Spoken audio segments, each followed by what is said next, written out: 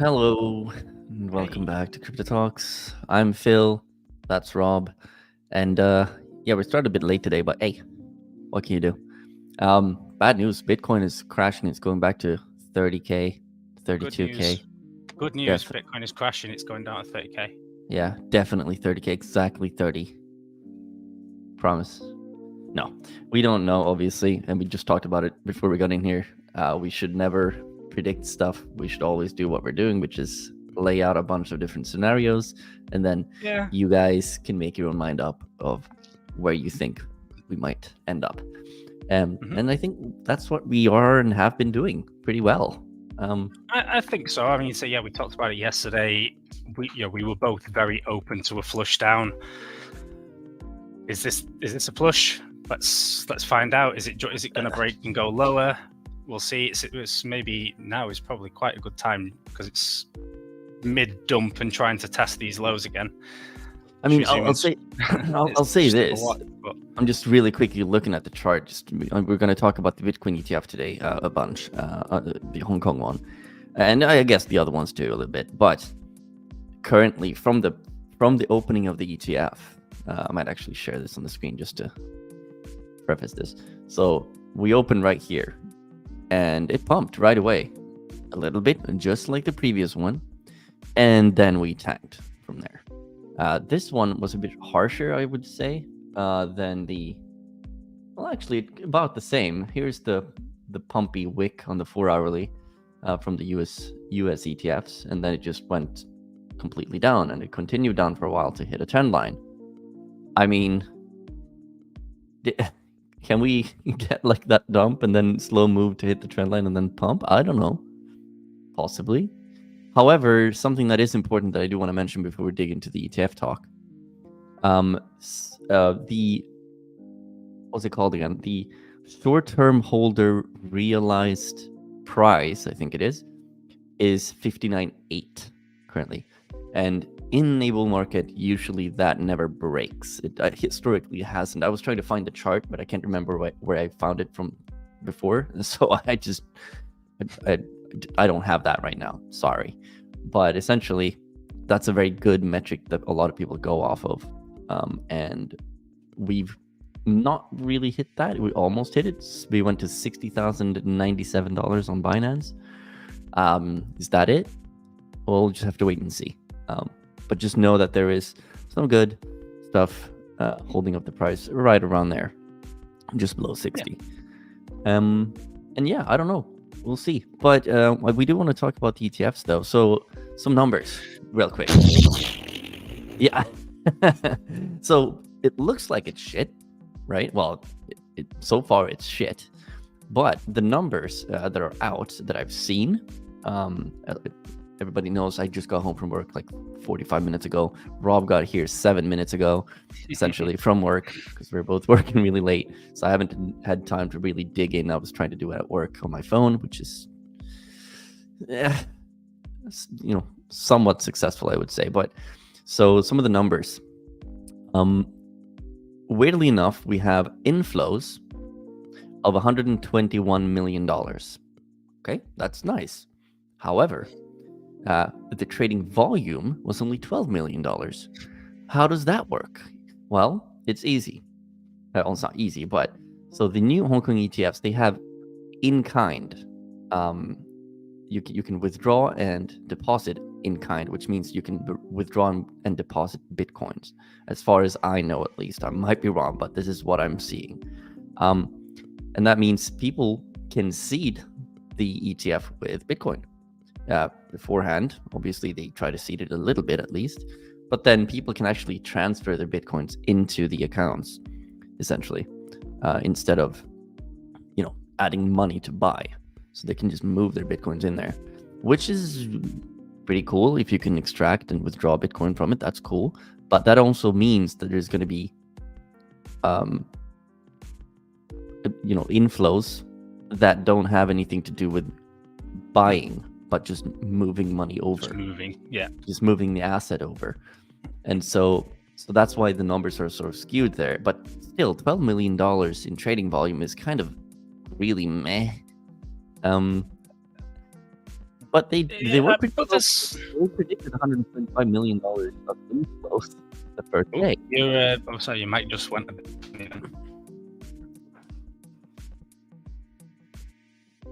Hello?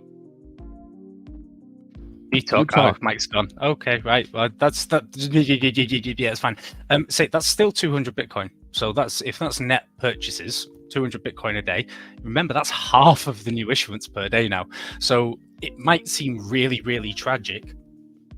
If that's a sustained inflow, if that's something realistic, like 12 million per day, then yeah, test work. Very good.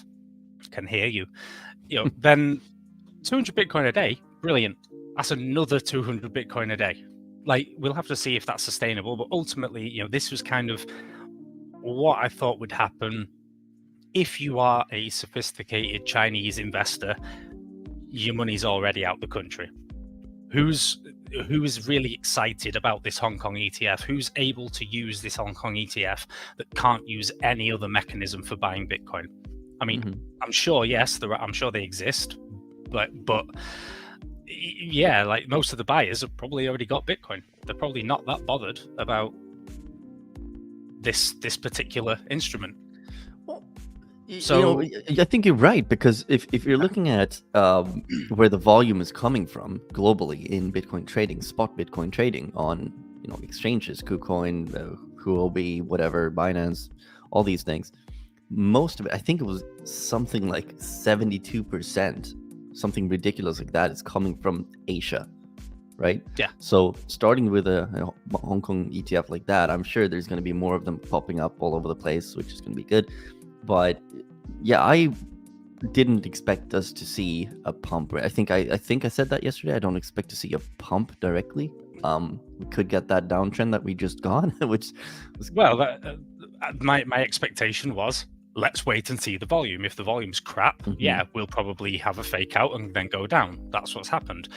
I still am not maintaining that this is a bear market or the end to the bullishness or it's all over. I just behave. Yes. Behave. If more people are selling Bitcoin on any given day, the price goes down. That is it. There's no more to it. If we've had 2 months of 1,000 Bitcoin being bought and 1,100 Bitcoin being sold, the price goes, the net price goes down. But the people are offloading Bitcoin at high prices. They think it's going to go lower. Guess what? People sell the bottom. That's what happens. Look, these ranges, we're seeing it every time it comes down into this range. You see the volume, you see the buyers. Eventually, we either run out of buyers or we run out of sellers. And this is where all of the predictors, all of the people who are going, look at me, I'm going to call the bull market, and they'll call for 53k, and it'll hit 55, and then they'll go, oh, look at me, I'm right. Meanwhile, all their followers have got the buy orders at 53, miss it, and then rebuy at 64 again. Yeah, because the influencer then doubles down. It hits 55 and then goes back above 60, and he goes, no, the bearish trend's still intact, and then it starts to turn around and it goes up and goes, just a fake rally, it's going back down, and then it makes a new all-time high, and it's like, dude, all your followers got wrecked because you told them something was going to happen, rather than saying this might happen. But like, I'm telling you straight up, yeah, the price could drop into the 50s. I ain't trading that. I don't give a shit.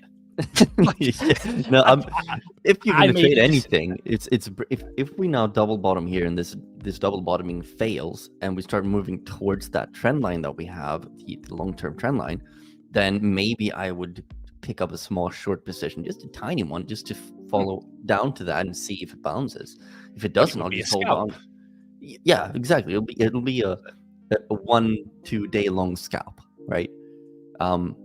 And I know that at least one of our followers in Discord has bought here at 60, which I would say great, right? Because we always talk about ranges, right? And buying at 60, which is quite literally the bottom 3% essentially of this range that we're in, buying here is a good opportunity.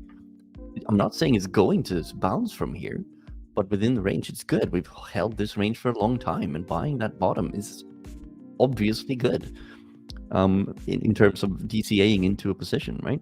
And so if we see this now move, maybe let's say it goes to 53, I don't want to say I don't think it will, but it just feels like all the long-term stuff, the only thing that can still reset in terms of technical indicators really that are like meaningful, in my opinion, is the weekly RSI, the weekly super trend, and that's about it. And sorry, the weekly RSI, the weekly Bollinger Band, and the super trend. Those three together for me are really great at predicting like long-term trend swings and all these things.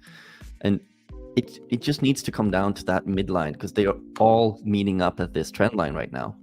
Oh, well, not exactly on it, but very close to it. And so confluence, right? And yeah, the next technical in terms of price is at 53K. That's where we had that small, I'll just show it just for simplicity's sake here. That's a small little bit of volume that we had here where it might bounce. And then we have this big 48K long-term horizontal thing that we failed on before. And so, yeah, why couldn't we go and just reset the weekly and all this stuff? We could have this really boring, slow, if you just follow this whole trading channel all the way down, just boring for until midsummer, basically. Like, sorry, not midsummer, but like June. Why not? It's not like it can't happen. Last halving, it happened last halving. We sat around exactly for months and months and months trading sideways. Yeah. This might be it, and that could just be 60 to 75K, something like that. We may go up, make a new all-time high, and then come all the way back down, and it's like, and it just sucks. It's really sucky price action that just doesn't go anywhere. It bores everybody out of the market. Yeah, that's it. Because how do you get people to either sell or buy? Because you want them to do one of those two things. And if it goes sideways for 4 months, people are going to stop buying until it starts snapping, until it goes up, until they start getting the alerts pop on the phone. Oh, Bitcoin's at 67, 69, 72, 75. Oh, 70. Oh, shit. Is it? It's kind of being quiet. Being quiet? Yeah, I don't know. Well, we heard everything, but it was quite silent. Any better? Is that okay? Yeah, but yeah, it's good now. It's normal. It just does that sometimes. I'm not sure why. So yeah, it might just be that's how you'll do it. You'll bore everyone out the market. You empty the order books. You make it so no one's paying attention, and then you just giga pump it or giga dump it one way or another and generate the volume. Right now, people don't want to go and buy all-time highs. Institutional buyers don't want to buy all-time highs. They have no motivation to pump this up. Zero. Yep. Yeah, no. They've seen what happens when they go on a mad buying spree. They'd rather avoid that. So yeah, they'll box the price in for as long as they can. When they see that the sell pressure is done, that they can't acquire the Bitcoin they need at this price, they'll let it go. Yeah. It's so easy to, if you really think about the psychology of it as well. It's like, okay, or not, maybe not the psychology specifically, but if you think about it, it's like everybody in the crypto space who has been here for a while, and we've been doing this for a while, we've seen the different swings up and down and bear markets and euphoria, this and that, and all these things. We know that a supply shock is coming. Not fast, but it's on its way, which means slow accumulation is smart here overall. Smart and it's easy. Like, it's almost like people forget when the price goes down like this and it starts, being manipulated or whatever you want to call it, or played with, or just used as intended. Then people tend to forget. It's like people tend to seem. What the fuck am I saying right now? People seem to think that the big smart money doesn't know that this is the case, and they can actually move the market in the direction they want, sort of, and they can accumulate. And once they feel like, okay, we've exhausted our buying power now to the point where we're comfortable with allocating 5% of my wealth into this, and now I'm just going to leave it, remove maybe you put some big buy orders in at prices where you think it might go, but then you remove your sell orders from the order book and let the price just move up naturally. You know, because retail is going to be buying. People are going to be buying monthly with their salaries, blah, blah, blah, all these things. And then suddenly the price has moved a bit, and then people start talking about it again. And the big smart money is like, yeah, accumulated a bunch at 60, or even lower, maybe. We'll see. But and that's don't panic. Yeah, don't panic. Even if it comes down, it goes down to 55. How long is it going to stay there? How long before it comes back up at least to 60? And you know, this is the say the phrase that keeps, you know, we had that shared that video in our chat on Discord a week or so ago, and it was you don't have to buy a better price, you have to buy a lower risk. And that is it. Do not be panic selling now, because even if it drops to say 55k, it's then going to bounce and you'll get an opportunity to probably sell 60k or 59.5. And even though 59.5 might be a lower price than 60k, if it's just pumped up 15% in 3 hours, that's probably a local top. And so even though it's a lower price than you could have sold at, it's a much lower risk that you're going to get absolutely pumped out the market because you're selling resistance and then you buy support again. Don't sell support, don't buy resistance. It's an easy habit to get into. You buy support, you sell resistance. The easiest thing to say is, like, if you really look at the chart, and you don't have to zoom out that far, but if you look at the chart and you can see, you know, obviously with experience you'll see it easier, but it's like, if you see the price going sideways for a while, is it safe, or is it risky or not risky to buy that? Or is it I'm going to say, is it more risky buying that or less risky buying that than buying after a huge dump like we had today? Like, where is it? Yeah, it might go down further, but would you say it's better to buy it after a big hard fall, when it tends to, if you look at it, after a big dump, we tend to get some type of correction upwards again? So would you rather buy that or buy somewhere where it goes sideways and it's not doing anything? Because then it can just randomly move up or down. If it's already dumped hard downwards, the risk of it going more down is less than it would be to correct it upwards again. It's maybe that's not, I'm not saying buy every time it dumps like that, but I'm saying, you know, if you're thinking risk to reward, it's certainly better. We are getting some questions real quick here, Rob. I think I started one from David. Do you think they wanted to do what they always do? I mean, hype with the news and then do their thing. Maybe they wanted to hype the price. First of all, who's they? I'm assuming you're talking about like smart money, big corporations, whatever, the people that, or hedge fund managers and all this. Look, it's illegal to manipulate markets, first of all. If you get caught doing that in America, ouch, you're going to prison, basically. Well, you're going to get a slap on the wrist and so forth, but it's illegal to do it. So I don't think big, respectable corporations are doing that. And just to preface this, people that think that BlackRock is manipulating the market, BlackRock doesn't own any Bitcoins. Okay, they're holding the Bitcoins for their clients. Their clients put in the buy and sell orders. BlackRock don't care if Bitcoin is 200k or 14k. They care about how many people are holding their Bitcoin in their ETF, because they're making money on fees, and then they're making money with market making. And market making is not manipulation. That's just Rob, can you explain that better than me, maybe? So market making. So you have to think about what an exchange's responsibility is. An exchange's responsibility, ideally, is to hold the price close to what the market is holding it to overall.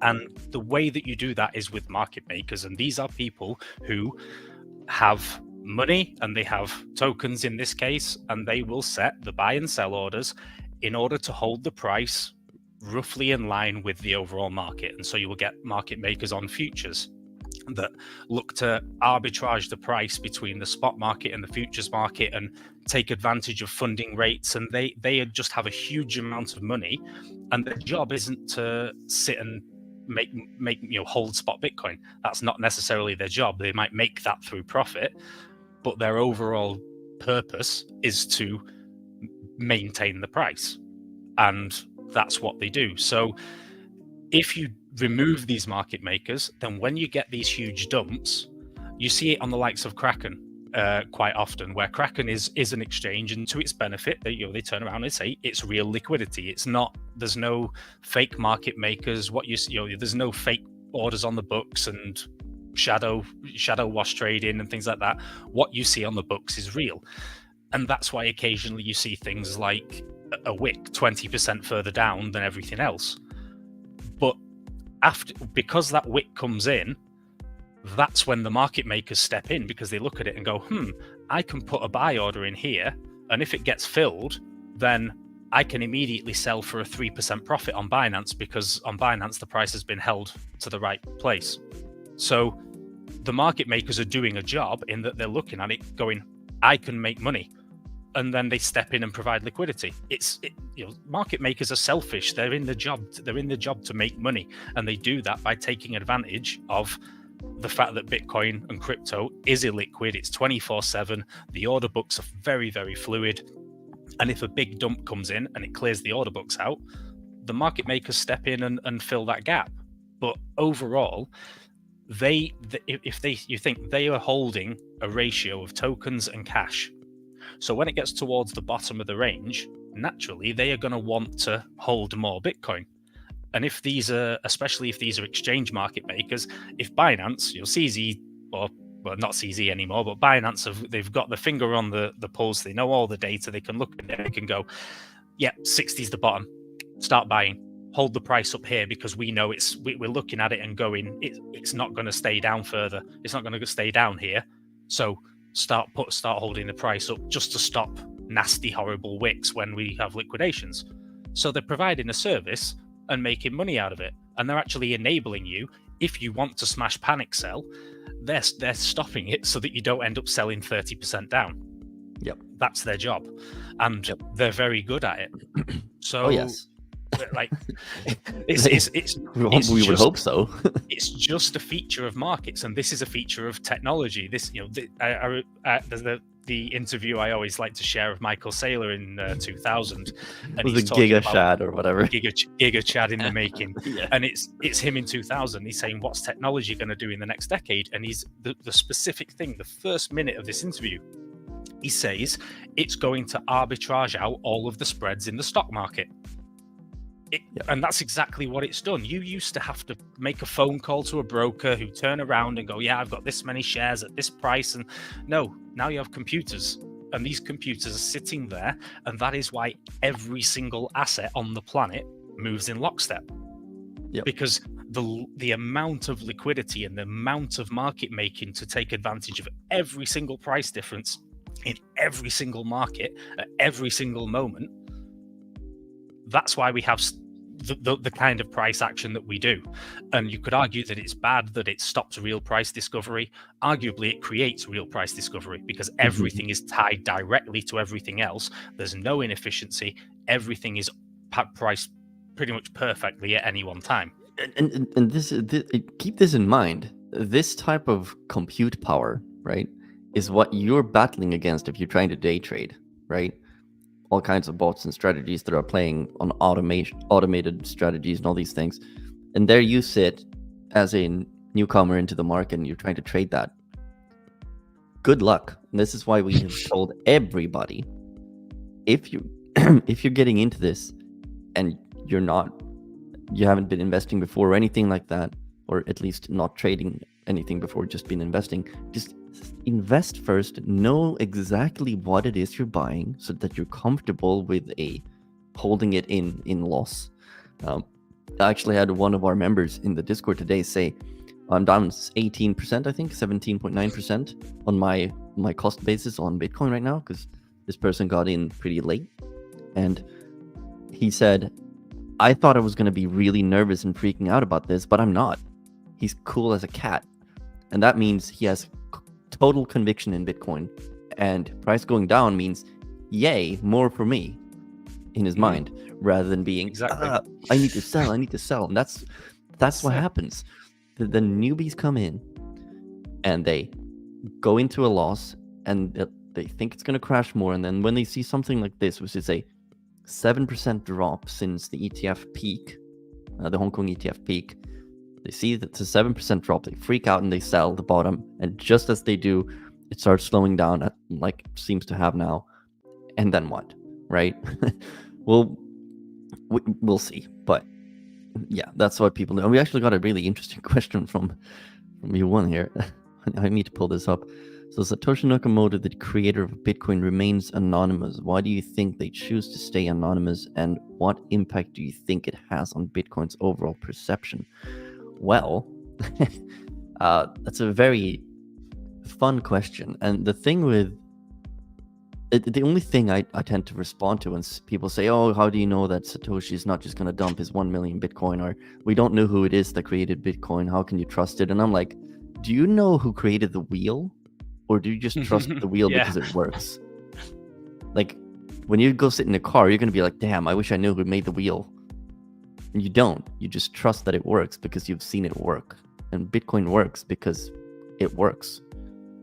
Right? Yep. It's so nobody who is in the Bitcoin space gives a rat's ass who Satoshi Nakamoto is. I kind of want to know just for funsies, but it's like, it doesn't matter. And if he comes back and he has access to his 1,042,000 Bitcoin, I think it is, then I'll be like, oh crap, maybe he'll sell. But why would he sell now after, what is it, since 14 years of not even touching that wallet? You have to remember, these are only dead. coins. He may be dead. He may be an amalgamation. These may be wallets which were purposefully, on principle, lost. You know, whoever made Bitcoin might have looked at it and gone, we've mined 1 million coins. We've proved the concept works. But guys, we don't want to own 5% of the supply forever. That would destroy the ethos of Bitcoin. It would destroy the value proposition because we own pretty much all of it right now. Let's burn the fuckers. But let's burn them in an inventive way. Let's just never move them. Let's purposefully lose the keys. These can never be moved or transferred. They will sit as a beacon forever of unmovable value that will just sit there and go, it's a treasure chest that can't be found. Exactly, literally. And that's kind of, so maybe that was it. Or maybe let's go with the conspiracy theorists. It was the CIA, and they're using that 1 million Bitcoin to back the dollar when the dollar collapses and we need a world reserve currency. Yeah, but then if that was the plan, why would America be so hateful against the crypto space? It's like because they do everything they can. Yes, for a very good reason. Because by the way, I don't think the CIA invented Bitcoin. Just to get that out there. But let's play let's play funsies. Let's say they did, then again, if they already own 5% of the supply, you don't need any more of that. If you're looking for a world reserve currency and you go, there's 5% for the USA, we give the other 95% out to the rest of the world. So that would be a motivation for it. Whoever the actor was who looked at it and say, because if we concentrate the supply too much, if we hold too much of this thing, then we weaken the very essence of it. But yeah, I don't think it was the CIA. I think it was a group of people who mined it early, understood what I just said, that them being such huge holders basically made it weaker. And because Bitcoin had no value at that point and they didn't know what value it would do, they went, screw it. Bin it. Honestly,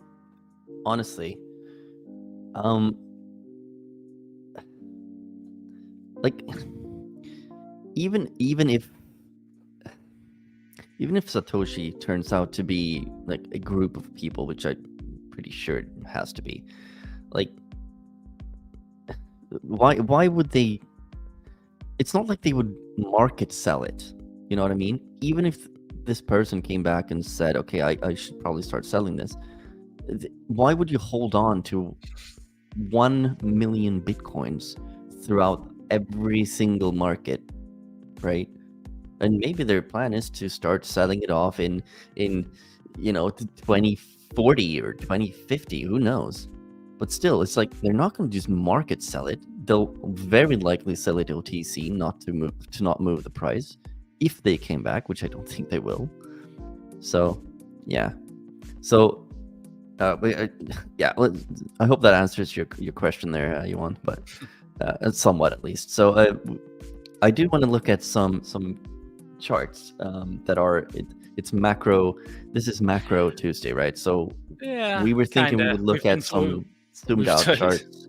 Yeah, well, I took the questions early because we tend to kind of leave them for the end, and they kind of disappear in the feed, and then people disappear.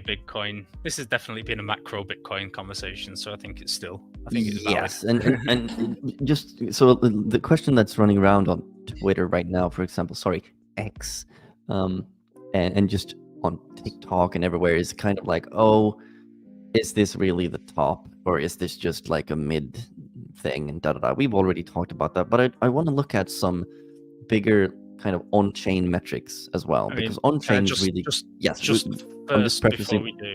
I'm just prefacing what we're gonna look into here. So we're gonna look into some on-chain stuff, which is very good at getting a good macro overview of the market sentiment between holders and all these things. So we're gonna look into that soon, but I'll let Rob do his little thing. I can see you got the white orange chart up already, and I think I know what it is.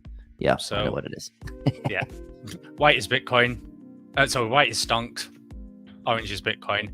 What did we say yesterday? If stonk go down, Bitcoin go down. Guess what? Stonk go down. So we can talk Bitcoin about front run that.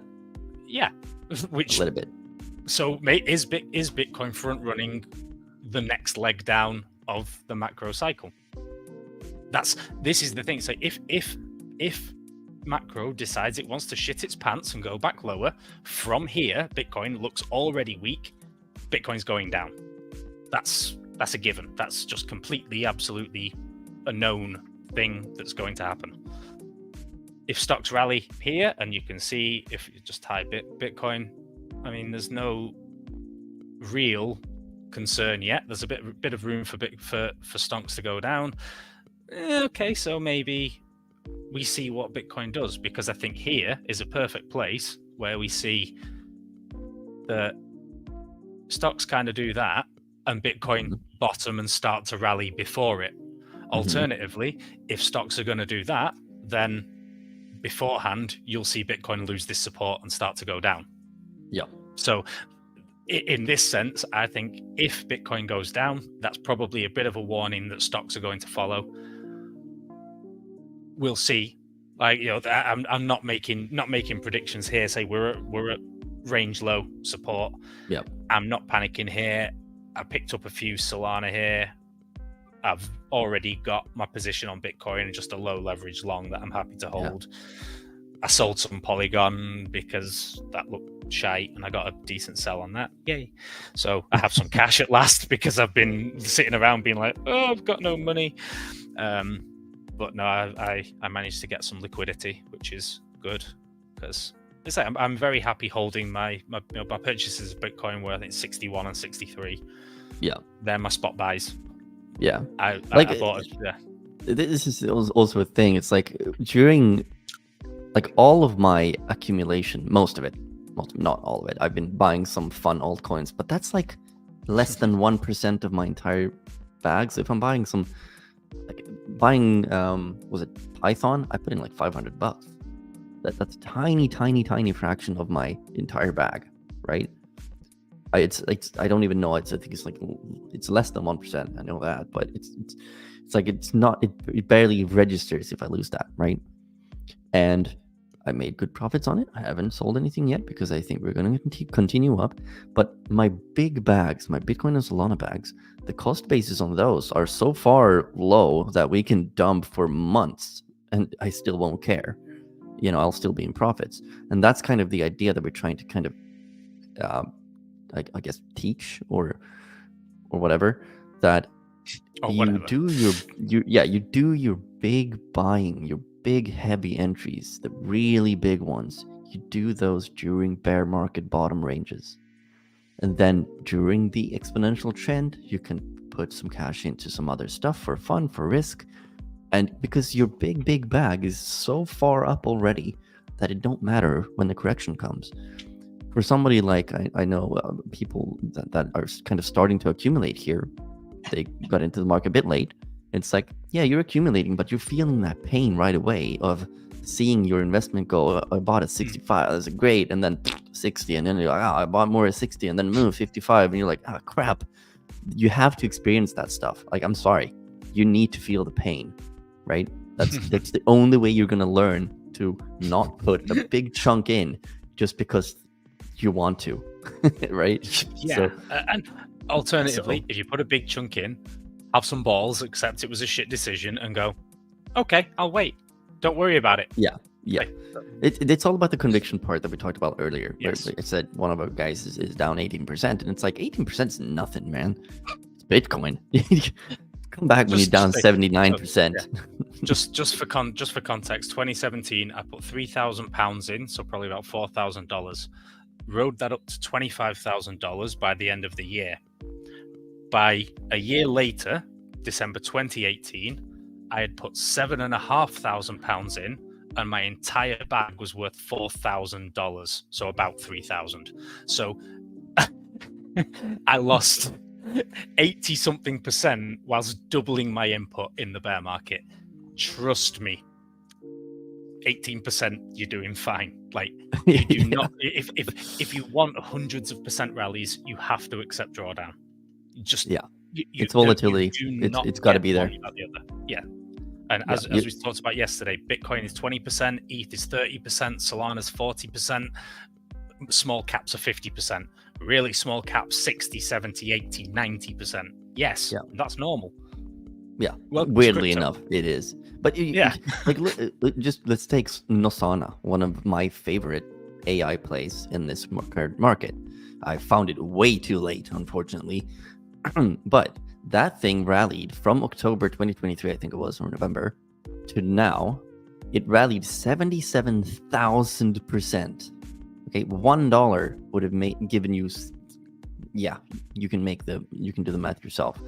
But it went down, I think it was 65%, 70% since the peak. And zooming out on a log scale, it's like you have this huge pump and then just a small 70% correction. And people are freaking out. It's like, bruh, if you were buying this during the bear, if you found it early, you would be so much in profit, and hopefully you would have taken some profits along the way. But again, it's like, yes, there are corrections in this market. Just deal with it. Okay. I want to look at. Are you done with your thing there? I think you are. Right? I can go for it. Yeah. Okay. You can go for it. Yeah. Okay. Here we go. So this is a website that I haven't seen before. For some reason, I found it today, and because I've been using Glassnode a lot, which has kind of the same type of stuff. But this one has everything for free, so I'm like, yay, perfect. And I like the layout of it and everything. So this site is chainexposed.com. Check it out if you want to. These charts are kind of hard to read if you're too lazy to read the actual text on how it works and the articles written about them and everything. Maybe you won't be able to read them very well, but we're going to simplify. So the simplest way with the MBRV score, which is right here, is the price in black here. We have the MBRV score right here. We have a small line down here as well, where it's break even. I'm not going to go into it too much, but essentially all the bear markets, you can see them here, have hit under this. Right here, bear market under the line, bear market under the line, bear market under the line, etc., etc. It's a very good way to find a bear market bottom on Bitcoin, evidently, historically. Yes. And it's pretty good at finding the peaks as well. You have this peak right here. It's basically perfect. This one, kind of perfect. This one's kind of weird. I think we can all agree. Everyone who's been in it, this is the first non-blow off top. It's just a kind of a sideways double top thing. Bitcoin being Bitcoin, it made an all-time high in a bear market. Like that's the bear market kind of started here. That's our understanding. It started here, and then we had this weird pump. Well, that was so. And, it was a macro. The macro blow off top was there. So we had that feature of Bitcoin had kind of started to cool down. It had reached a level. I think if what we should have had would be a much higher peak, something closer to 100K, if it wasn't for the China mining ban.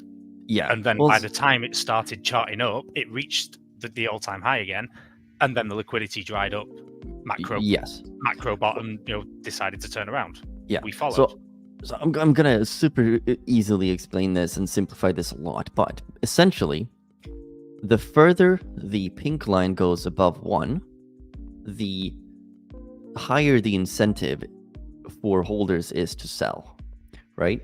And we can, with certainty at least, not certainty, but we can assume that with more serious and more experienced investors coming in, these peaks will not be as high as they've always been. You can see it's been trending downwards the whole way anyway. So maybe the peak for the MBRV this time will be closer to 4, below 4, which is right here. Whoops. And right now we're at 2.3 or something like that.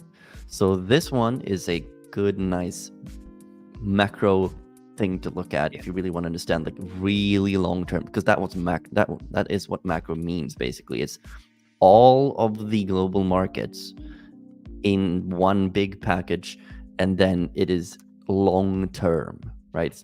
We're not talking trading here, we're talking cyclical trading basically. And you can see the cycles in Bitcoin pretty easily. Bottom, top, bottom, top, bottom, top. Right? I'm just looking at this, and I'm looking at this chart. Yeah. The fractal from 2015 to today is absolutely disgusting. And looking at it, it's been so accurate this year in the events that we've followed exactly the same sort of pattern, move for move. Yeah, obviously they're not price action, essentially the same thing. Yeah, and on the price as well. And it's looking at it, it's just like, it's gonna fall off here. It's going to 53. It's going to trade sideways for a month, and then it's going to pump. Yeah, just off history, like just of this. This is what you're looking at, I think. Yeah, literally that, and then it's like, what comes? That was where the halving was, and then that comes, and it's like, right now we're looking at it precarious. Bitcoin at support, and as I say, for me, it's simple. If stocks go down, Bitcoin loses that support. It doesn't have free will. It's not about bullishness or bearishness. It's a macro asset, and if the macro drops, a macro asset drops. Yeah, we did get a something here. So that chart seems like we're halfway through the bull market. Sort of, yes. But this is again, this is one macro metric. We have a bunch of other ones. We have relative. Let's give you another one though. So here we got another one.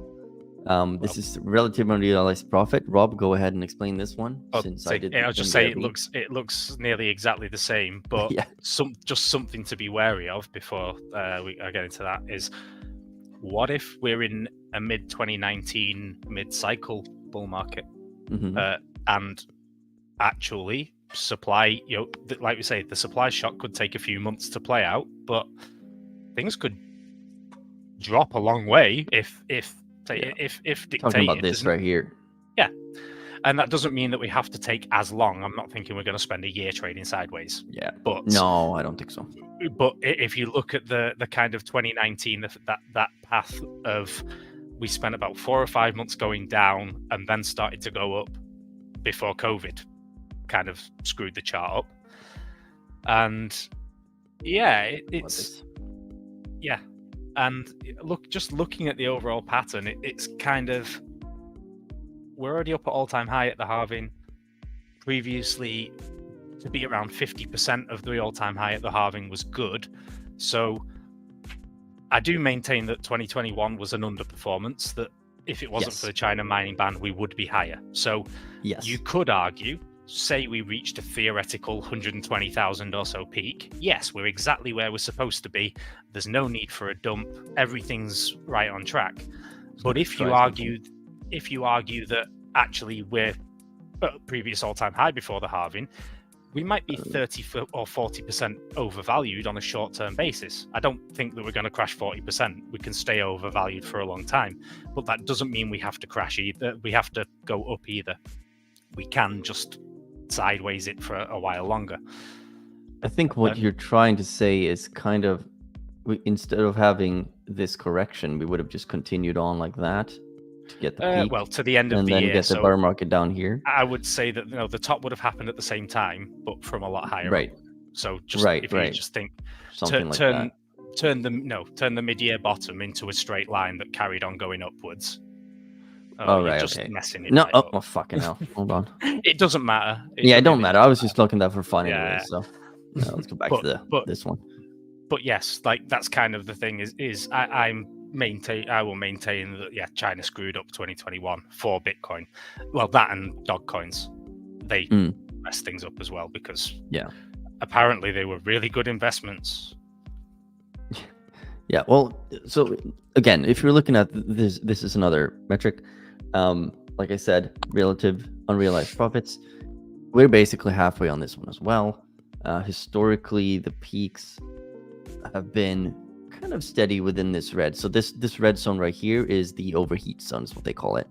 And that's when market is getting overheated. And you can see it's very, very good at predicting where the peaks are. So we still have ways to go to get there, at least. If you look at the new pool, which is net unrealized profit and loss, we have the red one here is the long-term holder net unrealized profit and loss, and the other one is just the full. And this one as well, we still have ways to go to kind of peek out of it. I mean, it's all looking very halfway-ish, you know? Yeah. That's fair. Even looking at realized cap versus market cap, it's barely, we can see in every bull market that we've had, it's done this thing and then it starts moving hard up like this. We've had a bear market there. It went sideways for a good while. It made a small, I mean, this one is actually quite good now that I look closer at it. I don't like how this chart behaves when I'm trying, oh crap.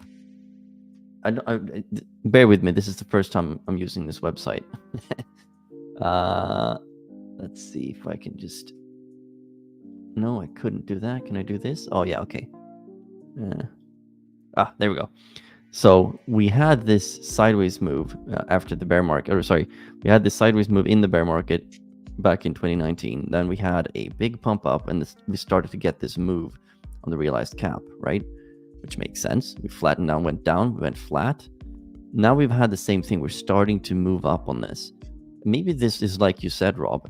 This is where we are right now, right? Maybe this is where we actually are. Because looking at the RSI for the weekly and everything, I'll go back to the charts just for funsies here. I'm gonna kill this one. Looking at it's the same thing. Overheat on the weekly RSI, right here. Come back, correct into it. We're doing the same. It's the same pattern every time. Who's to say that we're not going to go back into like, I don't know, midway? I mean, there's the argument that Bitcoin either has 4-year cycles, but looking at that right now, does it, or does Bitcoin have 2-year cycles? Yeah, exactly. Within it, we get these macro. Ultimately, Bitcoin cycles are driven by liquidity. That is it. We've seen tightening in 2022, an over dumping of. Oh, what's going on? What are you pumping at? Somebody sent me a DM on TikTok saying meow. Ew. Please tell me you didn't just do that. You're fired. Okay. Yeah, sorry. Continue on. Sorry. It's just fucking. Who sends that? Who sends that type of DM? Next one is going to be rar.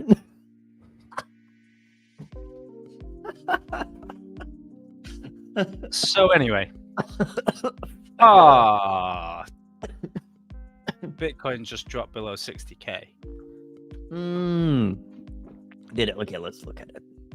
Sorry, guy. No, it didn't. It did. 60.13. Oh, maybe Are it you did. looking? 59, 59, Ah, 750. it pumped so fast that I couldn't see it. Yeah. Boo. 50. There it is. Didn't I say the first thing I said when we started streaming? 59,800 is where the short-term holder realized price is. We just bounced on it. Maybe that's it. Maybe it's not. Who knows? We'll see. But if it does break that, I think we can say that we might have a longer downtrend. Maybe. Because then we've broken a support line that has been very significant in previous bull markets. And like we were saying, maybe this is where we are right now. It could be. If we have that type of correction, happy days for me. Yeah, I'm buying exactly. so within that context, I'd say, is that where we are right now? Well, 2019 was weird because we had a horrible end to 2018. This 4-month accumulation that built in a huge supply shock. And then we had the Plus token scam, where about $1 billion of Bitcoin, which was a huge amount of market cap at the time, was basically getting hoovered up for this scam ICO in China that most people in the West didn't even hear about, and they didn't have a clue. And then in like April, May, people were like, guys, there's a Ponzi scheme going on in China, and it's made a fortune. And yeah, these people got $1 billion of Bitcoin, took it right at the top, and then started dumping it. And the market didn't know how to deal with it, and we spent a year. Okay, did we spend 9 months going in a downtrend, or did we spend a year and a half going sideways? I would say we spent a year and a half going sideways, because this is a range, and like it looks like a horrific downtrend. It looks like mad volatility and craziness until you look at it on this chart. And when you look at it like this, on this long-term perspective, 2019, 2020, does it look scary, or does it look really, really blatantly obvious when you should be buying? Yeah. So we have 8 minutes left, 7.5 minutes left before we kind of have to round this off. So what I want to do is I want to, just on the charts before we end this, let's look at a scenario. Let's see where we are going, where we might be going if we get this scenario. Okay, does that sound fair to end it with that, guys? I'm assuming so, because I still think we'd have to scale down the percentage drop. But oh yes, but yes, we're gonna see if we can find where we can find support on the way down to get a correction that might satisfy the weekly setup and everything, right? So let's look at that. If we do get that, my first instinct is 48 right there, because that's the peak, and that's a peak that looks pretty good, and that might be enough. That might be kind of what this is, right? See a peak there and a peak here. That seems fair to me. But let's look at what that actually looks like on the charts itself. Let's go weekly. Please don't. Why? I hate that I have to turn off the Bollinger Bands for that. Okay, yeah, here we they really should make the lower Bollinger just not. Yeah, maybe we can reprogram that. Yeah, it's the multi-tool, so it's just on standard. Either way, let's see, where can we find support on Bitcoin? Well, like I said, first instinct is, and I'm doing this on a new chart right here, is right here. That's a good one. We have some stuff going on here. We have this peak. We have a bunch of volume here as well, from these bottoms right here, and a bunch of stuff happening here. So that's a pretty strong one. That would mean that we would have from here, 26, actually it's more than that. This is the BLX, so it's measuring from 64K here, but another 20% down from here. And that would also mean from the peak, a correction of about 36% for Bitcoin. Previously that, we talked about this one being kind of a bottom maybe, in relation to where we had. That's 44. Much bigger market cap now, much more serious players. For me, worst case scenario, maybe I'm wrong, but for me, worst case scenario is we hit 48K. But we do have Bollinger right there. We have Super Turn right there. RSI on the weekly is kind of coming down a little bit. And let's use our own thing here, Rob. The bullishness index on the weekly or daily. Sorry, we like the daily on this one. It's on the midline already, but can it go all the way back down to red through coming down to here? It can. Certainly, it can. And so we'll have to just wait and see. But yeah, I think 48 is like worst case scenario for me. 48K. This is something like that. See, the thing to look at here is that historically, if you're in a bull market, when it drops below neutral, there's your buy zone. If you're in a bear market, when it drops into the oversold, that's your buy zone. So yeah, the everything getting to neutral, the fact that bear in mind this is all the indicators. So all of the indicators being neutral means that even every bullish one is being taken up by a bearish one. So the market is neutral at that point, and you will look to seeing a reversal on that indicator, which is essentially the indicators that have gone oversold pulling back into neutral, which is positive momentum. So yeah, that right now this is the sort of we'd like to just look and watch that. Yeah. I'm just trying different. Yeah. No, line is good. Line is nice. Line it's is clean. good. Line is clean and nice. Clean and nice and tidy. So, I don't know. I think if macro wants to drop, we're gonna drop. It's easy. That's like super simple. We are not going to fight macro. So if that's what happens, this is where the people will turn around and say TA is pointless. I mean, it's not pointless because we're looking at it and we're going, it's sitting at support. And so if the broader market carries on down, it is going to break that support. It's going to break it violently. It's going to come down. It's kind of already heading into this overall oversold territory. It's a hyper bullish asset. When it has a big flush, you buy it. It's simple. There's not. Yeah, especially if you're long term. And I think a lot of our viewers and Discord members and everything, most of us are long term investors rather than traders. I would say, at least for me, I'm mainly focused on investing, and I do a little bit of trading for fun. That's what I do. I can just assume that since people are following us, and a lot of people are learning from us, and we're trying to teach a very sensible way of looking at all this. And the most sensible thing for us is take it slow, look long term, don't try to trade. Just take it easy. Just don't. Build a massive bag of wealth first, and then you can mess about with 5% of your bag. That's fair. Yes. But yes, so I'm just looking at this. This is the overall downtrending kind of the downtrending channel right here that we're in. Pretty sure it's not going to follow this all the way down, but let's say it does. Then we might end up somewhere between start of June and start of July. So it's a month of bottom at the line where I think it might go in the worst case scenario.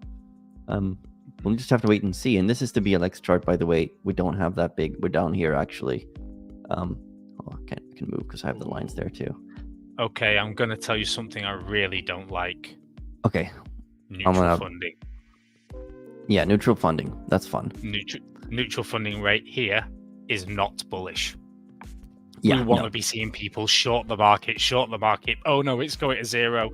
We don't want to be seeing people gig along in here because that just opens up the squeeze. That's what hits off the cascade. Yep. Yeah, just be wary. Be ready for a fun night. It's an ugly daily candle. It is. I mean, looking at this one, it got eaten up right away. This one got eaten up in 2 days, essentially. Maybe we'll see the same thing here. I don't know. I don't think we can we can't make any predictions at this point. We have our support lines. That's all we have. We have our scenarios that we might think. And we want you guys to keep in mind as well that we're giving you scenarios so that you can make your own decision here. We're not going to tell you it's going to go and do this. It can go to this trend line. It can break it.